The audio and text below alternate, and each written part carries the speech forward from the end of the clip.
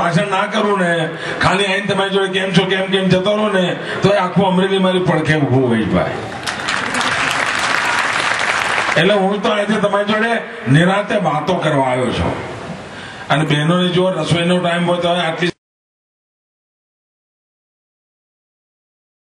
રસોઈઓ બનાવવાનો ટાઈમ હોય ને બહેનો, અને તમે ભાજપનું કામ કરો, આ દેશનું ભાગ્ય ઉજળું છે બેન, નક્કી છે. ભાઈઓ બહેનો,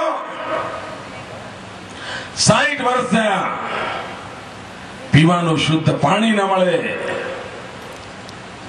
ગામડાને રસ્તો ન મળે, અનેક ગામડા આજે પણ અંધારા ઉભા રહેતા હોય, ગરીબ માણસ માંદો પડે તો એને દવા લાવવા કરતા ઝેર લાવવું સસ્તું પડે, આવી દશા છે. આ 60 વર્ષ પછીનું આ ચિત્ર, એમાંથી આ દેશને બહાર લાવવો જોઈએ કે નહીં? હું હમણાં ઉત્તર પ્રદેશ ગયો હતો.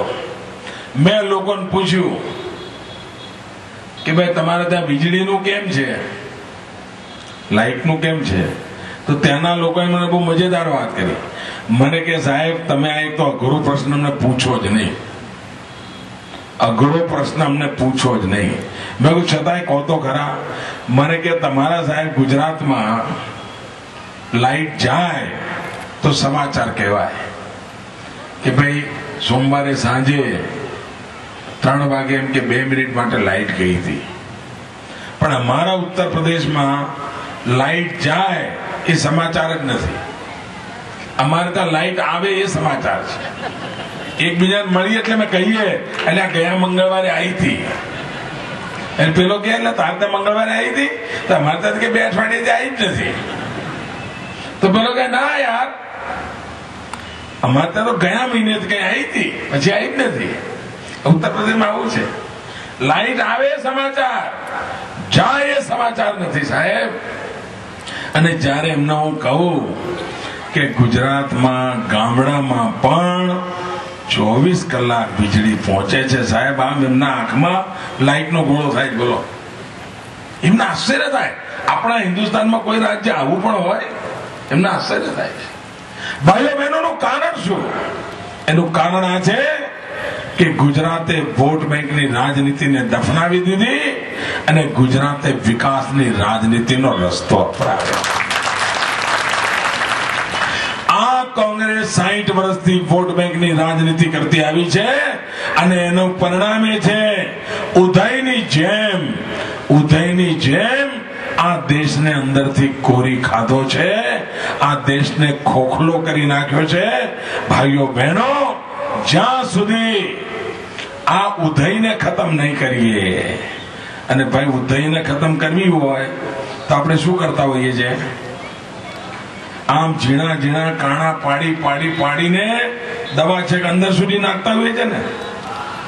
તો આ કોંગ્રેસને બી તમારે ઉદય ખતમ કરવી હોય તો તમારે દરેક પોલિંગ બૂથમાં દરેક વખતે બટન દબાવવું પડે. દરેક વખતે બટન, અહીં દવા એ જ છે ભાઈ. આ ઉદયની દવા પેલા મશીનમાં છે, જે માણસ જઈને એક ટપકું કરી આવે એટલે એક જાય, બીજો કરી આવે, બીજી ઉદય જાય. આવું છે. ઉદયમાંથી આ દેશને બચાવવાનો છે ભાઈ, ઉદયમાંથી બચાવવાનો છે. અને તેથી હું આપની પાસે આવ્યો છું. વોટ બેંકની રાજનીતિનો ખાત્મો બોલાવો. હમણાં આપણા બેન આવ્યા હતા અહીંયા, સોનિયા બેન, ગુજરાતમાં.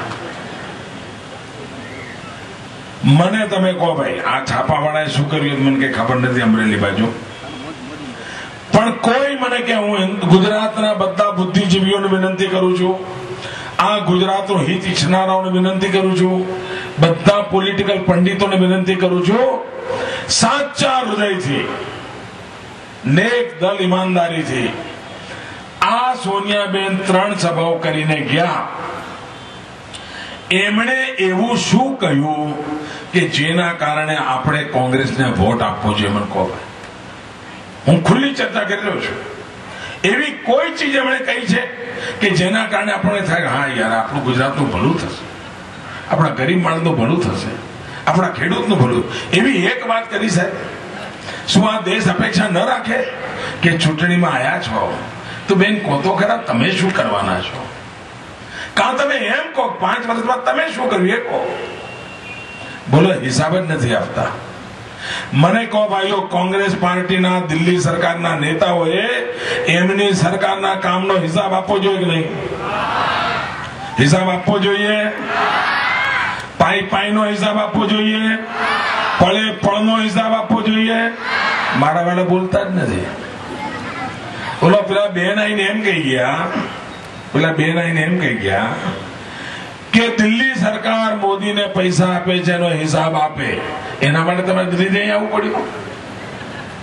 અરે ભાઈ, આવડી મોટી ભારત સરકાર છે, તમારો સીએજી નો ડિપાર્ટમેન્ટ છે, તમારો સીએજી નો ડિપાર્ટમેન્ટની ગુજરાતમાં બ્રાન્ચ છે, જે રોજે રોજ ગુજરાત સરકારનો હિસાબ જુએ છે, જે દર 2 મહિને તમને મોકલે છે, એ કાગળિયા જરા જોઈ લેવાતા ને. જોવા જોઈએ કે નહીં ભાઈ? અહીં તમે બોલો, જાહેરમાં કે પાછા. હવે તમને સરકાર કેમ ચાલે એનું પ્રાઇમરી નોલેજ નથી બેન. હવે મારે શું કરવાનું?